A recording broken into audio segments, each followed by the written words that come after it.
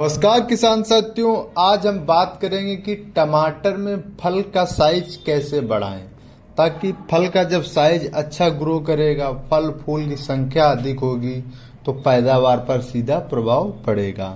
तो किसान साथियों, आज के इस वीडियो में हम आपको जानकारी देंगे कि फल का साइज कैसे बढ़ाएं और फल और फूल की संख्या कैसे अधिक से अधिक अपने फसल में लाभ पाएं।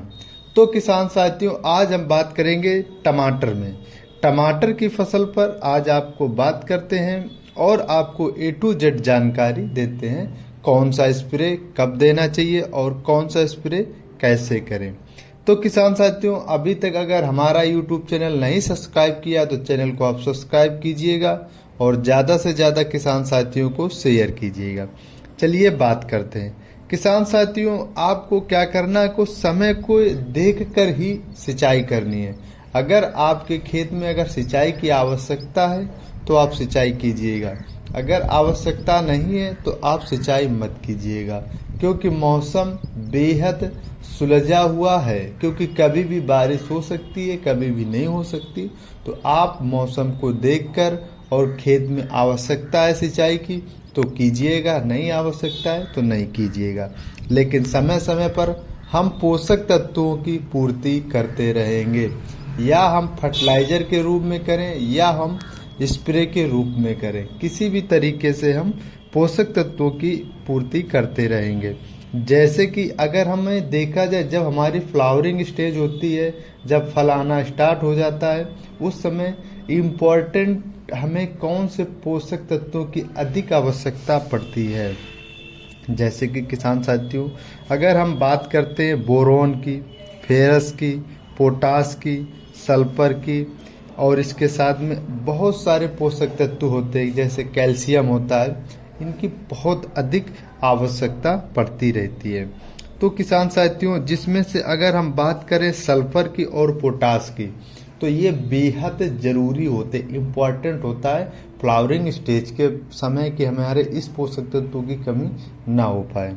तो किसान साथियों, हम बताते हैं आपको सर्वप्रथम हमें स्प्रे देना चाहिए ताकि हमारे फल और फूल चमकदार आए और वजन अधिक से अधिक हो, वजन का साइज बढ़े। तो किसान साथियों, सर्वप्रथम आपको क्या करना है, अमोनियम सल्फेट 4 kg और फेरस सल्फेट 4 kg आपको ले लेना है और इनको अपने खेत में जब छिड़कना है, छिड़कने के बाद आपको सिंचाई कर देना है। सिंचाई करने के बाद में अगर आपके खेत में सिंचाई हो चुकी है तब आप बाद में स्प्रे तब कर दें, इसको खेत में छिड़क दें। और अगर आप सिंचाई करने वाले हैं तो आप फेंक दीजिएगा, फिर सिंचाई कर दीजिएगा।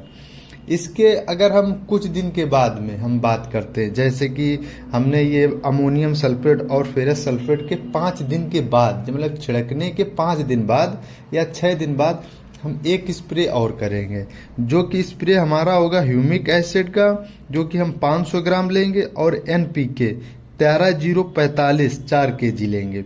इनको हम एक साथ मिक्स करके स्प्रे करेंगे अपने खेत में। फिर स्प्रे करने के ठीक 5 दिन बाद हम फिर क्या करेंगे, ह्यूमिक एसिड और NPK का दोबारा यही कम्युनिकेशन इसको फिर से ना हम रिकॉल कर देंगे, फिर से स्प्रे करवा देंगे। यानी 5 दिन बाद यानी 10 दिन बाद फिर हम स्प्रे कर देंगे।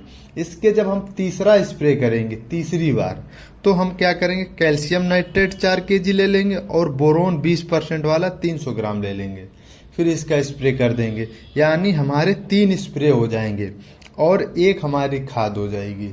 इससे क्या होगा कि फल फूल की अधिक संख्या बढ़ जाएगी, वजन बढ़ जाएगा और चमक बढ़ जाएगी। अब बात करते हैं एक PGR की। एक हमारे खेत के लिए PGR का भी स्प्रे होना चाहिए। अगर PGR की बात करें तो आप लिहोसिन ले सकते हैं 150 ml, प्लानोफेक्स आप 50 ml ले सकते हैं, धनवर्षा 200 ml ले सकते हैं। इनमें से PGR में से किसी एक को आप ले लीजिएगा और अपने खेत में एक स्प्रे इसका भी कर दीजिएगा। और किसान साथियों, आपको जानकारी के लिए बता दूं कि सबसे इम्पोर्टेंट है हमारी फसल के लिए पोटास। अगर हम समय समय पर फ्लावरिंग स्टेज पर अगर हम पोटास की पूर्ति करते रहेंगे तो बेहद अच्छा रहेगा।